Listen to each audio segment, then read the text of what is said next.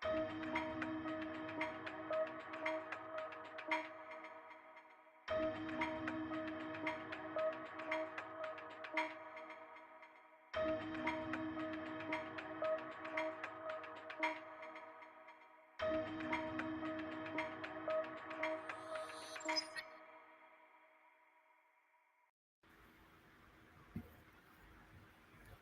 up, Benjamin? I'm back.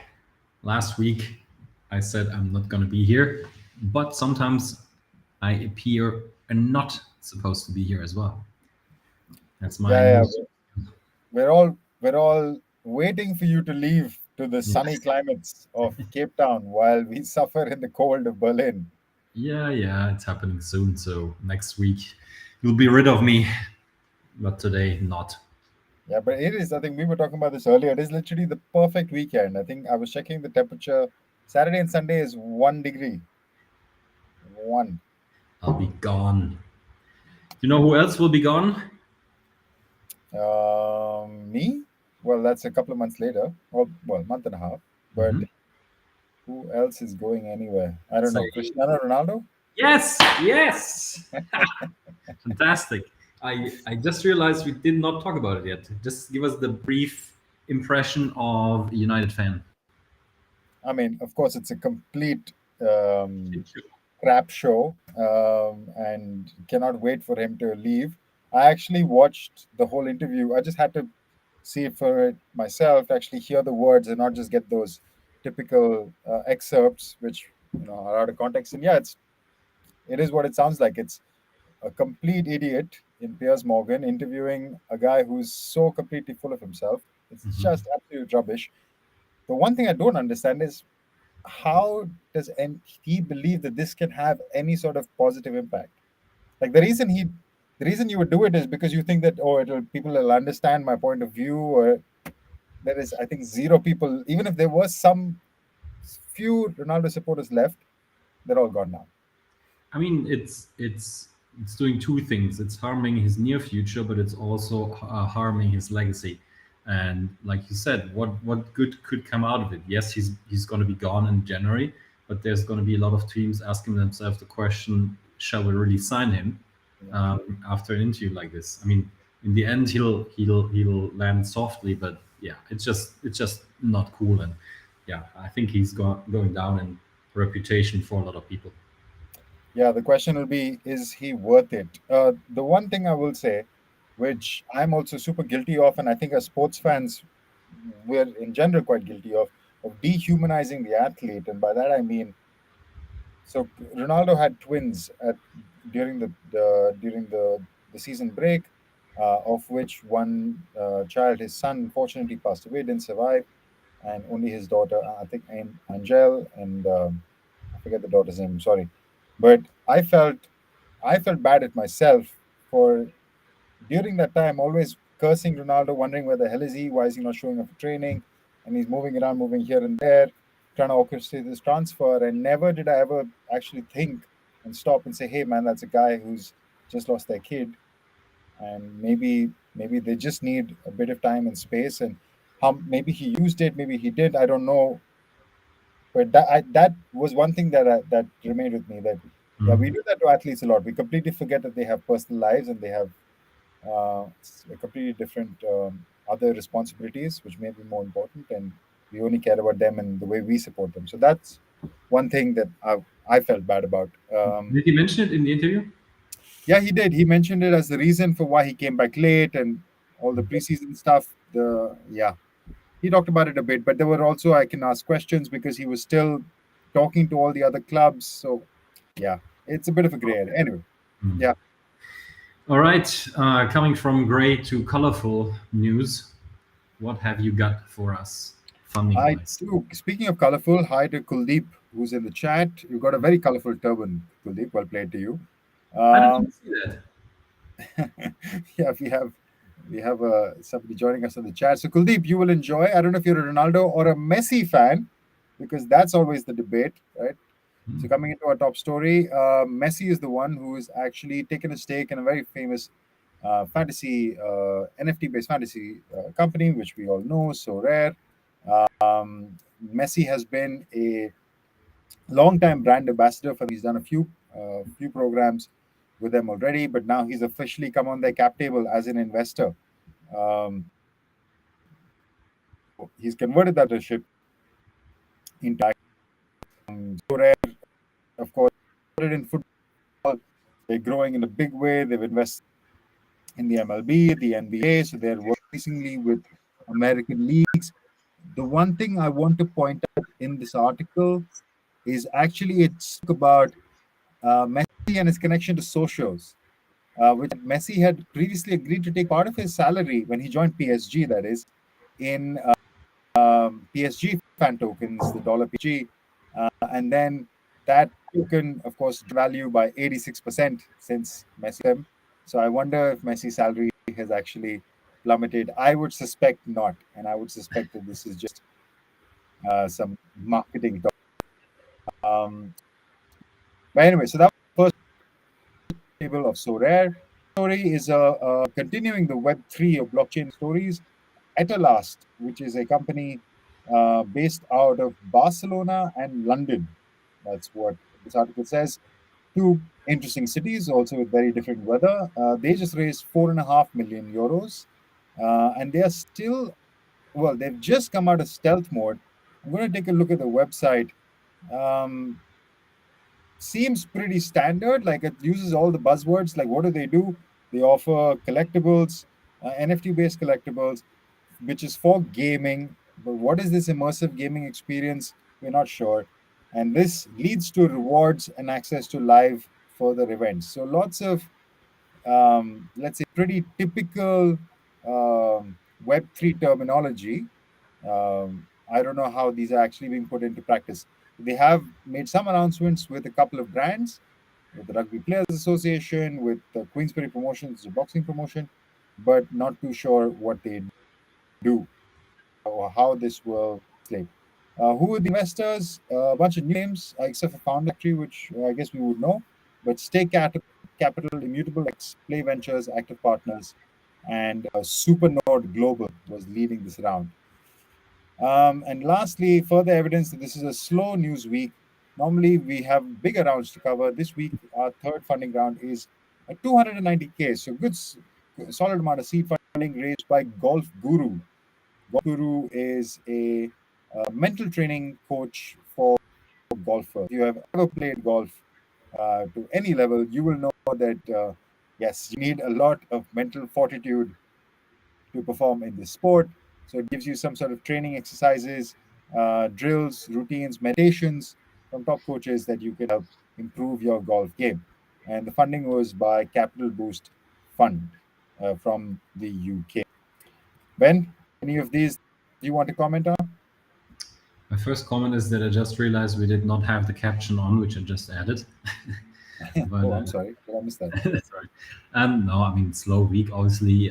Yeah, I'm not only going to comment on Sorare. I mean, they seem to do an amazing job also in the bear market. I mean, they have signed the NBA, launched their fantasy sports game. Seems like they have a deal with the Premier League in the making, and now Messi as an investor and ambassador. It could be worse, and I think impressive performance in given the market that we're in. Yep, fair call. Speaking about a very impressive performance, I actually really like this news, and there's not too much to talk about here, but I didn't know that it exists. This product seems like it's in its fifth generation, and it's been around for a while, but I never heard about it. It's from a company called Dragon Seed, and it's as simple as wouldn't say genius, but as interesting as a product. So it is heating and cooling benches, primarily used in the NFL. I think there are in more than 20 stadiums, if I remember correctly. And yeah, they're trying to expand in the NFL to college football and potentially to other sports as well. And what the background is I think pretty obvious. I mean, sometimes the weather is really cold or really warm in the stadiums, and of course that has an influence on the performance, on potential injuries.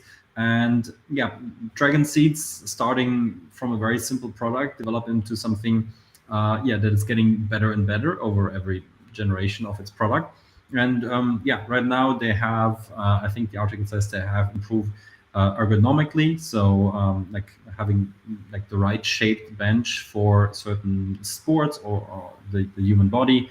I think you can also regulate the temperature for every single seat now, if I'm not mistaken. And those little helmet holders that you see in the back are also pretty cool because they keep your football helmet nicely warm, soft, cozy. So they've been adding some tools, and the players seem to really like it. And the article is an interesting read about the whole history and some side stories and all of that. But what I really like is that, for example, in American football, that different player groups have different preferences on the kind of heat they want, for example, for their seat.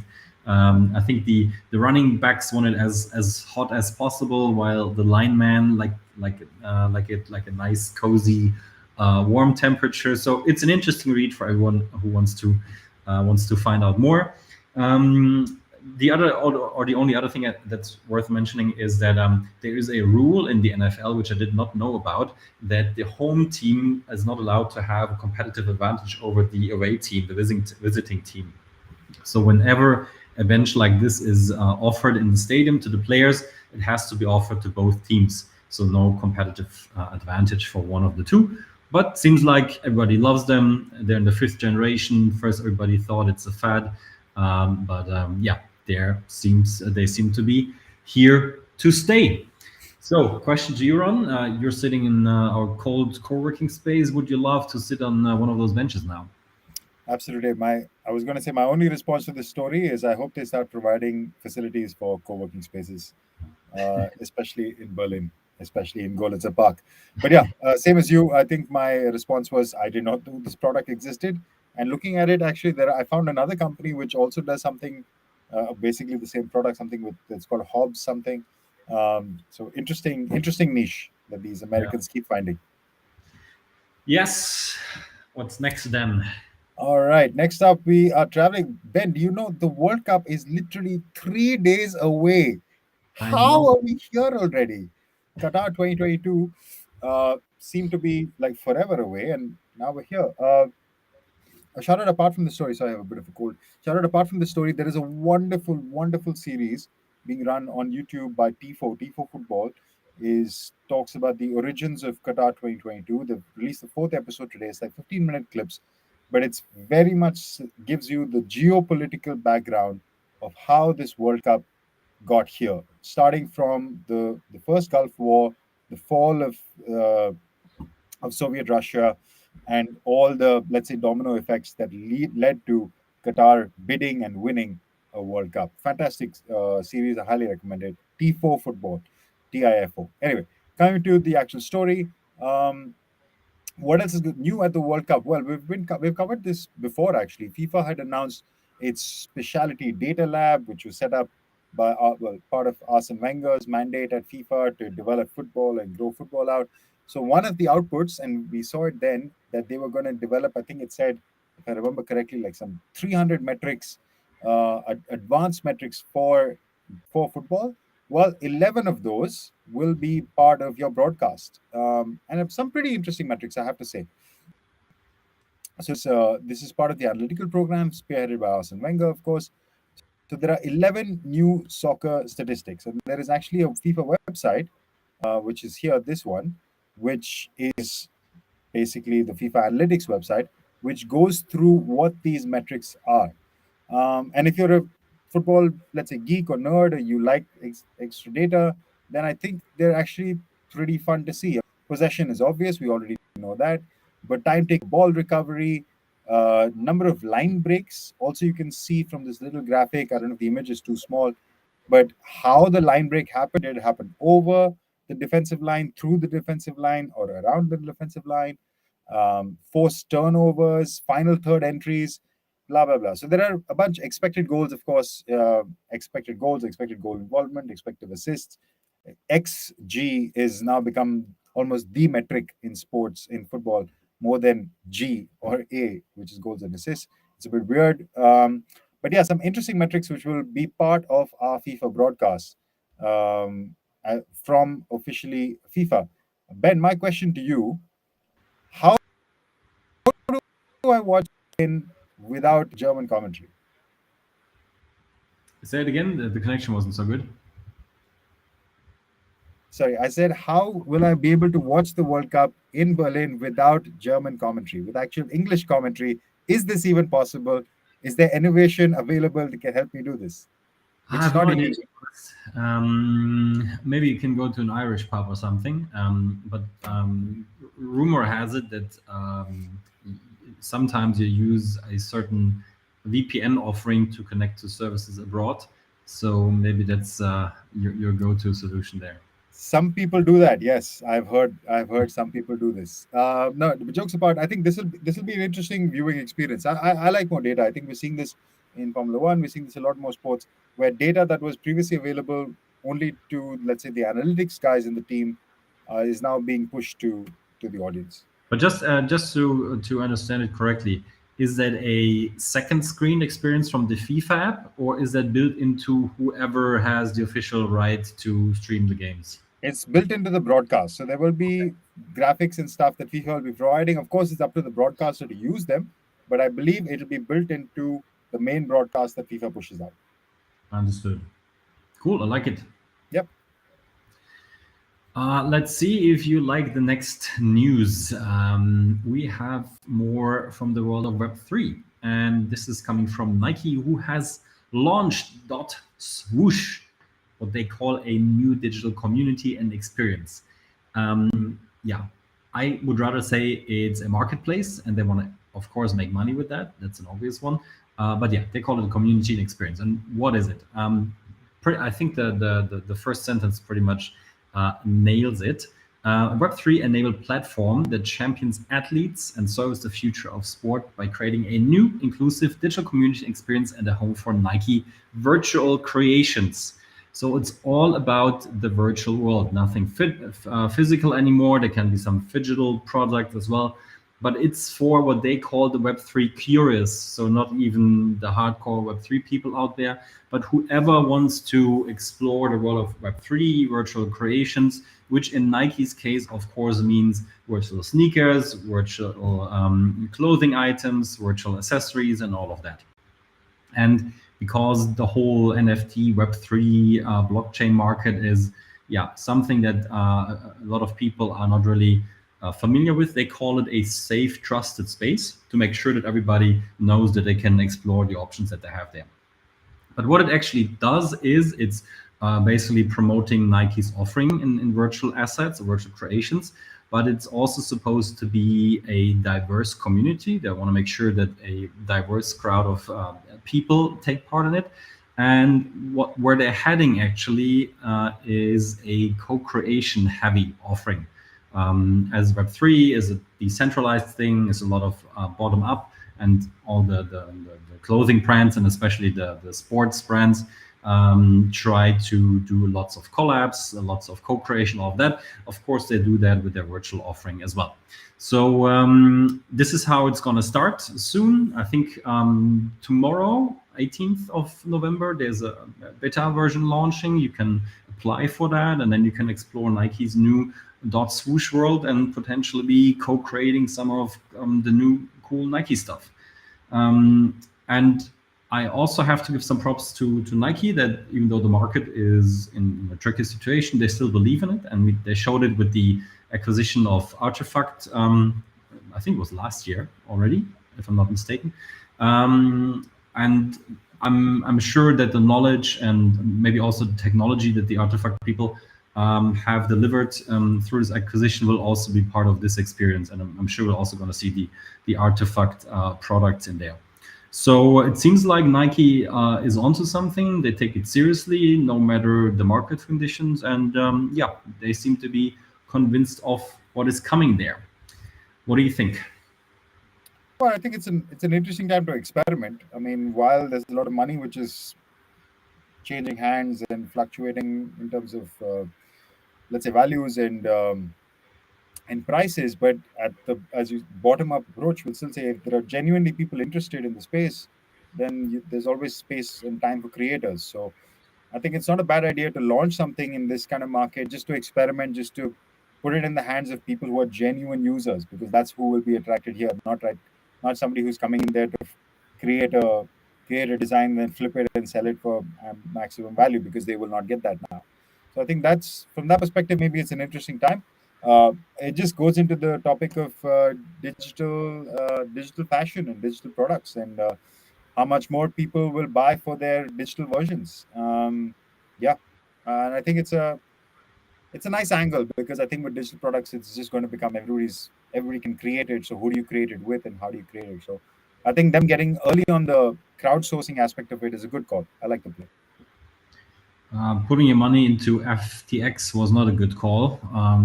If I may lead to the next news, the topic number one. Yes, we cannot not talk about FTX, it seems, and especially the general hype about it. And I don't want to go into whose money was where and is SBF, was it illegal or were these just kids who didn't know what they were doing? The line is usually somewhere in between. But I will did want to highlight the impact on sports. And actually, the main reason I brought up this story, Ben, was A, to talk about the FTX sponsorships because we've seen a lot of crypto based sponsorship in sports. FTX themselves, I mean, they had a this is not some small time guys that they're dealing with. They had a 19-year, 135 million deal for the naming rights for the Miami Heat.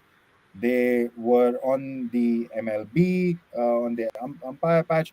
They had like guys like Tom Brady, the Golden State Warriors, Steph Curry, the Mercedes F1 team. These are all people who are who bought into the FTX, let's say, buzz or hype. Um, for good or bad, like this is what they did. So my question to you, well, few questions. Number one, is this does this spell the end of not end? I don't want to be doomsday about it, but does it make everybody more reluctant to get into crypto sponsorships or crypto based sponsorships? I think yeah, definitely. But my more interesting question, which I actually read online, which I thought was a great question, like who were the smart people? The people who took the money when it was available, or the people who never went close to it? Okay, asking the first question. I mean, it's. I think it's a hype cycle thing once again. I mean, yeah, they might be more reluctant, which is good after an experience like this. But once we are in the phase where things are more legit, more mature, I think it'll come back. And I mean, But Ben, people. on that, I mean, how much more legit and real? Like FTX was like a huge exchange. They're dealing with politicians. They have every, let's say, credibility check that a private like any sports team or a average citizen would want. Like what more legit or real can I get than this? Yeah, but it's fun. It's two important things. It's majority of the market and the way they use their money. So they did not use the money that they got from their customers in a wise way. And I mean, just because Lehman Brothers went bankrupt doesn't mean that the banking system is fraud or anything. I mean, we can debate that, but um, That's no, but it's it's comparable. I mean, they just misused the funds of their customers. So it doesn't necessarily mean that the crypto market is nonsense. So it is not regulated. That's one thing. It's again people taking money when they were able to do so, and lots of people were throwing even more money at them. So I think it's one of those. Not, I mean, not the market itself is. It will always be that full of issues. So I believe it's going to recover. Um, and the second question, well, I mean, all those nice numbers that you see here doesn't mean that they all got the money. I mean, they're multi-year contracts. I don't know what sure. the payment situation was. Yeah, But they got some for sure. yeah. I mean, from an egoistic perspective, I would say congratulations for whoever got some money out of it, and is okay with that. I mean, I'm not sure if there's a moral question connected to that. But like you said, the company seemed legit. Third biggest crypto exchange. They were offered a good deal. I don't know the details of the deals, but I would say, yeah, it's So, and understandable. not just these guys were offered, but the industry was offering. So Binance was doing big Yeah. sponsorships, Crypto.com.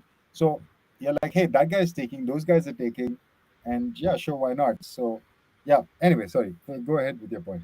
No, so I'm saying I think it's understandable, and for example, it's more understandable than other offerings who like in itself are a bit more shady.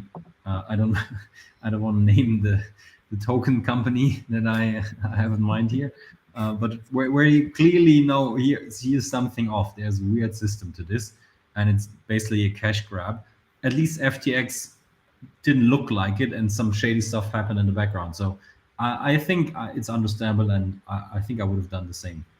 Yeah. If you want to call that smart, I don't know, but I think it's No, understandable. but I think because there is some chatter about, oh, we never, like, we're the smart people who, because we never took money from crypto sponsorships, or like the people who are doing I told you so's, which it seems like there are quite a few. It seems, are you really smart? I don't know. That's the you got. It's a tricky one. Just on your financial institutions one, yeah, just because Lehman Brothers went bust doesn't make the banking system go bust. But my counter question to that would be: do you trust the banking system? That's a valid And question. I mean, therefore, how can you trust this system as well? So lots of questions. Let's see. Lots of just one more thing to add. I mean, what I like Yep. about Web3 is the decentralized approach, moving away to centralized entities who again seem to mess it up. But it doesn't mean that Web3, NFTs, crypto, blockchain is a system that you shouldn't trust. For example, I'm managing all my crypto funds on my own wallets, and I'm happy with what I'm doing there. So I think it's a broader question. So it's more on decentralization versus centralization. Yeah, and we can get into it, but I think the idea is that if your money is with a central exchange, like, then it's not really decentralized. It's not with you. Like a lot of those questions. Number one, talk about regulation. Is decentralization without regulation even, is it feasible now? And I think those are more bigger moral questions. But anyway, Ben, We should do a Web3 report. we should do a Web3 report. That is an excellent idea. One will be coming to you guys. But first, our VC report will be coming to you probably next week, even. Yeah, we're almost in the final stages of finalizing that one, in the final stages of finalization. So, yeah, early next week, or well, mid next week, the VC report should be out. So let's start with that, and then we get to Web3 maybe. Sounds good. All All right, right, guys. Ben, enjoy your holidays and Thanks, all man. your travels, shall we say, and we will speak soon. See you in India. See you in India. Cheers.